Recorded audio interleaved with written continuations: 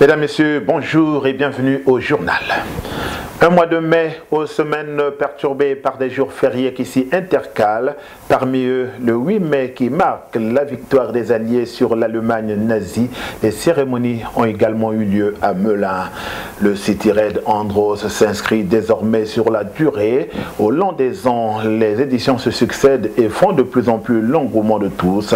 La 4e édition a tenu ses promesses. Le sport melunais fédère jusqu'au sommet de l'État. La secrétaire d'État au sport, Myriam El Khomri, a assisté au tournoi de futsal interquartier. Le Burundi aurait-il renoué avec ses vieux démons? Le général Godefroy Niyombare a tenté de renverser le président Nkurunziza. Le putsch serait motivé par le refus de Pierre Nkurunziza de respecter la constitution qui le dispense d'un 3e mandat.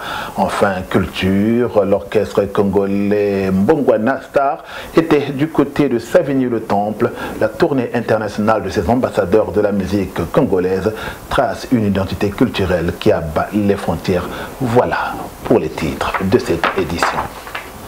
Ouvrons donc cette édition par le 8 mai 1945, oui, 8 mai 1945, 8 mai 2015, il y a 70 ans, prenait fin la Seconde Guerre mondiale. Le préfet de Seine-et-Marne, Jean-Luc Mars, a présidé les cérémonies du 70e anniversaire de la victoire des Alliés à l'hôtel préfectoral en présence des anciens combattants et de nombreux invités de marque. La Seine-et-Marne fut un réel verrou pour préserver Paris, la capitale. Nombreux de ses filles et fils tombés au champ d'honneur ont traduit de leur héroïsme. Souvenirs et émotions dans ce reportage signé Éric Talani et Jean-Jacques Jarel-Sika. Au cours de cette cérémonie sobre et pleine d'émotions, le préfet du plus grand département de la région parisienne a salué 70 ans après la capitulation allemande et la victoire de la liberté, le courage des libérateurs et combattants en uniforme opérant sur les champs de bataille de la Seconde Guerre mondiale, sans oublier les résistants engagés contre l'occupant et les alliés venus de très loin. Tous ont exprimé par leur engagement leur fidélité aux valeurs universelles de paix, de liberté et de fraternité. Par leurs actions, ont fait preuve d'un courage inouï. En bravant hier la mort, ils nous transmettent aujourd'hui un message, un témoignage, celui de l'abnégation, celui du dévouement jusqu'au sacrifice, pour l'amour de la patrie et de la France. En s'engageant avec courage et humilité, en témoignant dès le lendemain de la guerre, ces femmes et ces hommes sont devenus des symboles. Ce jour-là, mesdames et messieurs les anciens combattants, vous avez libéré la France. Jean-Luc Marx a décerné par décret du président de la République François Hollande le grade de chevalier de l'ordre de la Légion d'honneur à 11 anciens combattants qui ont bataillé fort au prix de plusieurs sacrifices pour libérer la France. Ces nominations récompensent votre fervent engagement et traduisent l'hommage que la nation vous doit. Survivants de cette guerre, vos histoires, vos parcours singuliers, vos faits de guerre constituent notre mémoire nationale. Insigne de chevalier de la Légion d'honneur sur la poitrine, les récipiendaires de la promotion spéciale 1939-1945, totalement défigurés par la joie, n'ont pas caché leurs impressions. Jean Siret, donc j'étais caporal. Je suis engagé en 1944, le 30 septembre 1944. On a participé à la libération de Ronchamp. Et ensuite, on est reparti sur Gromagny, où j'ai été blessé. Et mon bataillon, le BM24, a donc participé à la libération de Strasbourg. Alors, aujourd'hui, je partage tous ces honneurs-là. Et puis, je pense surtout à mes amis, à mes copains que j'ai laissés sur le terrain, malheureusement. Je suis Madame Denise Crémer, habitant Bourron-Marlotte, et je viens de recevoir la médaille chevalier de la Légion d'honneur. Et c'est un grand plaisir. Et si c'était à refaire, je referais. On rappelle que le 8 mai 1945 à 15h, les cloches des églises de France sonnent la fin de la Seconde Guerre mondiale. Si la célébration de l'amnistie fut instaurée dès 1946, c'est seulement en 1981 qu'un consensus a été trouvé pour que seul le 8 mai reste férié.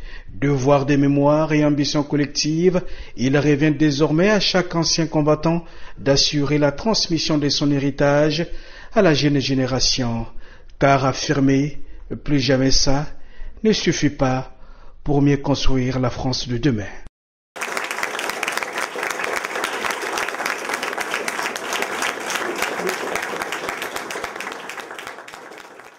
C'est reparti pour le City Raid Andros. Les élèves des écoles élémentaires de Melun se sont mesurés récemment lors du City Raid Andros organisé pour la 4e année dans la ville-préfecture. Un parcours d'orientation en milieu urbain à la découverte d'une douzaine de lieux institutionnels, sportifs et culturels à Melun. Immersion dans un environnement ludique avec Eric Talani et Jean-Jacques Jarel Sika. Au programme, un parcours entre Melun Nord, Melun Centre et Melun Sud, avec pour chaque équipe de 6 élèves un questionnaire portant sur l'histoire de leur ville, mais aussi sur diverses institutions, mairies, commissariats de police, écoles de la gendarmerie, musées, casernes des pompiers et la préfecture de Seine-et-Marne. Un vrai cours d'éducation civique, grandeur nature, apprécié ici par le préfet de Seine-et-Marne, qui a reçu plusieurs élèves à l'hôtel préfectoral. C'est très bien, c'est à cet âge-là que l'on apprend les fondamentaux. Je crois que les notions qui se retrouvent sur cette petite fiche des règles du petit citoyen sont les notions de base de la vie en société, de la vie en communauté, avec ce mot-clé qu'on retrouve dans les 3 chapitres, du respect. Je crois qu'il faut vraiment respecter les autres, il faut s'intéresser aux autres. En termes un peu plus, comment dirais-je, recherchés, je dirais que les qualités d'empathie sont vraiment les qualités qu'il faut mettre à l'honneur aujourd'hui. S'occuper, s'intéresser à l'autre, c'est sortir de son pauvre petit quotidien, s'ouvrir au monde. Et je suis très content d'ailleurs que ce soit intéressé en particulier à la cause de l'environnement, qui sera particulièrement à l'ordre du jour sur Paris et sur l'Île-de-France à la fin de l'année, comme vous le savez. Ce parcours d'orientation à la découverte, entre autres, du cabinet de travail du préfet du département de Seine-et-Marne n'a pas laissé les encadreurs et éducateurs des écoles élémentaires de Melun insensibles. Je trouve ça très positif. Les enfants étaient très impressionnés. C'est peut-être une des rares occasions où ils auront à venir visiter le préfet. Et puis, tout était impressionnant pour eux. D'autre part, c'est vrai que l'initiative de partir à travers la ville aussi comme ça et de découvrir les lieux qui sont communs pour eux, mais qui n'ont jamais eu l'occasion d'intégrer, que ce soit à l'école de gendarmerie, la préfecture. Ils vivent ça très bien et c'est très très positif pour eux. Et ils sont très très contents. Cette manifestation lancée par Bruno Pomar, ancien policier du RAID, propose cette journée tous les ans à 20 000 jeunes âgés de 10 à 13 ans. 45 villes participent cette année. La grande finale est prévue le mercredi 17 juin 2015 à Paris, la capitale française. Melun, terre de sport et aussi incubateur de champions, la secrétaire d'État auprès du ministre de la Ville et de la Jeunesse et des Sports, chargée de la politique de la ville, Myriam El Khomri, était dans la ville-préfecture récemment pour assister à un tournoi de futsal interquartier au gymnase Pierre Lespias situé dans le quartier de l'Allemand. C'était en présence du préfet du département, Jean-Luc Marx. Futsal, autrement dit, ce football en salle, voire de salon à tenue en haleine. Eric Talani et Jean-Jacques Jarel Sika, nos reporters, se sont dit séduits.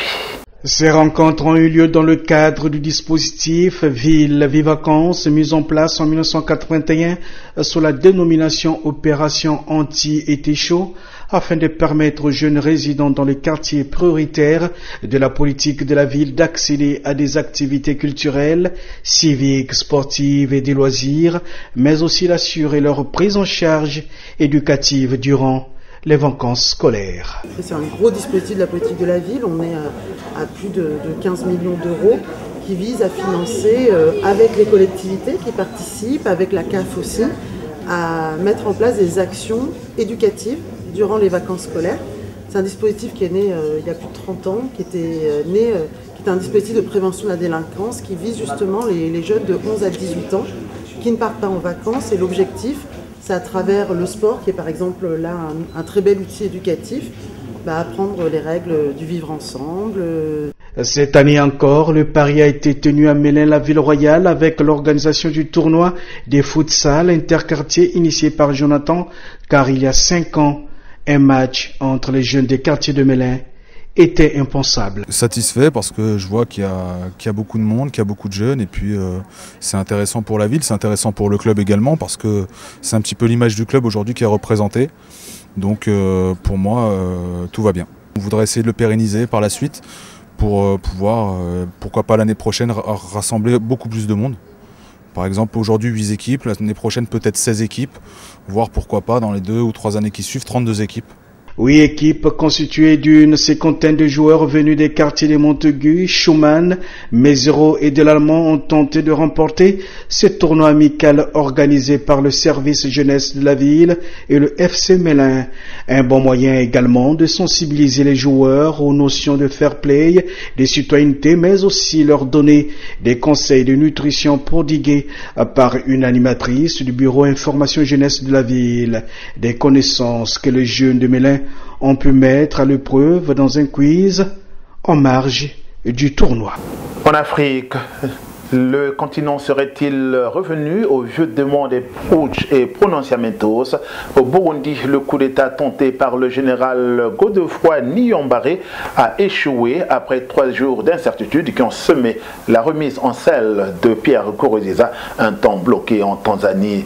Le coup d'État a échoué, disions-nous, mais le problème burundais reste entier, celui du refus par l'opposition et la rue burundaise d'un 3e mandat pour Pierre Nkurunziza, au mépris de la Constitution et des accords d'Arusha. Entre-temps, les mouvements de foule ont repris dans le pays pour réclamer le départ de Pierre Nkurunziza. Pour l'instant, le seul changement visible reste le report des élections. Dans cette Afrique faite de soubresauts et d'incertitudes politiques, la musique arrive comme un baume. Il était l'orchestre Bendabilili du temps de la splendeur qui l'a fait connaître sur les 5 continents. Désormais, il faut composer avec 2 groupes. L'un d'eux, Mbongwana Star, s'est produit à Savigny-le-Temple, des moments empreints d'une musicalité aux sonorités qui puisent dans le tréfonds même de l'âme congolaise, ce terroir culturellement enrichissant. Eric Talani et Joseph Pouloulou ont assisté aux répétitions de Mbongwana Star. Le beau côtoie les cimes du génie et cela se passe de commentaires. Suivez plutôt.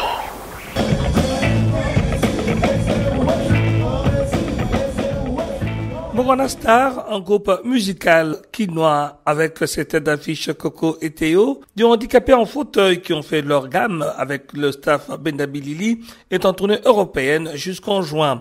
Mbongwana Star, c'est de l'énergie brute de la rumba rock, portée par 2 voix puissantes, celle de Coco et Théo, soutenue par une équipe d'artistes polyvalents, guitaristes, batteurs et chanteurs, qui proposent de la world music à la sauce quinoise.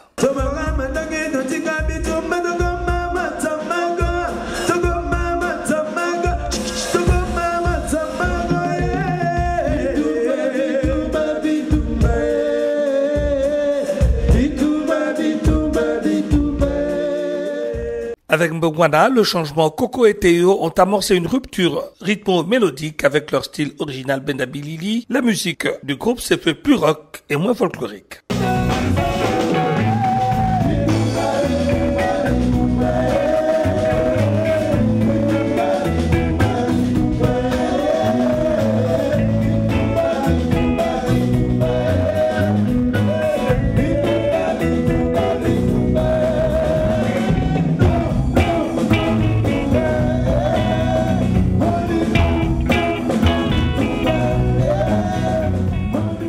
C'est désormais avec une équipe d'accompagnants composée de valides que Coco et Théo s'en vont à travers le monde défendre la rumba rock, une musique qui dégage l'énergie brute de la rumba rock quinoise.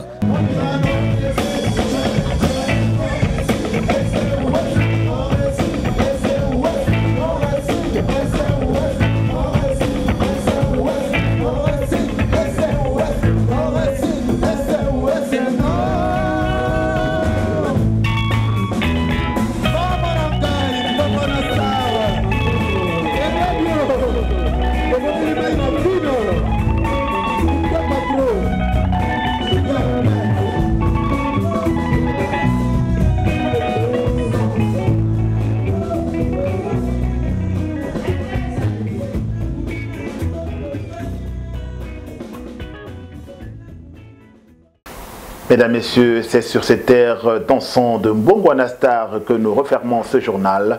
Merci de votre bien aimable attention. Je vous retrouve en une prochaine occasion. Au revoir et à très bientôt.